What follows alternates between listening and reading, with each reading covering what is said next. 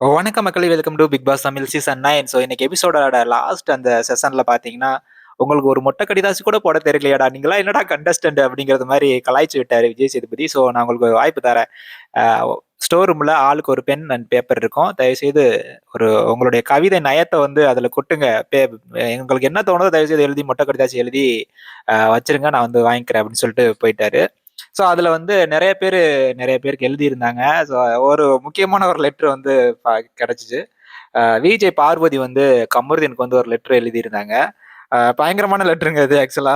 "அன்பே கம்ரு, இப்போதெல்லாம் உன்னை அந்த அழகிய தாடி இல்லாமல் பார்ப்பதற்கு கொஞ்சம் நார்மலாக இருந்தாலும்" நார்மல் தான் நெனைக்கிறேன்.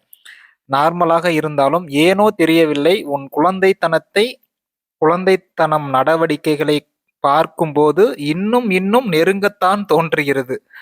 தள்ளி போகாதே" அப்படின்னு சொல்லிட்டு ஒரு காதல் கடிதம் மாரி எழுதிட்டாங்க. திருப்பி வாசிக்கிறேன். "இப்போதெல்லாம் அன்பே கம்ரு, இப்போதெல்லாம் உன்னை அந்த அழகிய தாடி இல்லாமல் பார்ப்பதற்கு கொஞ்சம் நார்மலாக இருந்தாலும் ஏனோ தெரியவில்லை உன் குழந்தைத்தன நடவடிக்கைகளை பார்க்கும்போது இன்னும் இன்னும் நெருங்கத்தான் தோன்றுகிறது. தள்ளி போகாதே." பயங்கரமான லெட்டரா இருக்கு. அழகா தமிழ்ல எழுதியிருக்காங்க. ஸோ விஜய் பார்வதி தான். கண்டிப்பா அத கமருதீன் கண்டுபிடிச்சிருவாருன்னு நெனைக்கிறேன். கமருதீன் யாருக்கு லெட்டர் எழுதுறான்னு பார்ப்போம். கடைசி வரை விஜய் பார்வதி திருந்த போறதா தெரியல. எனிவே நல்லா இருக்கு ஆனா லெட்டர் பார்க்கறதுக்கு. உங்களுடைய கருத்த கமெண்ட் பண்ணுங்க. நானும் தெரிஞ்சுக்கிறேன். Thank you so much.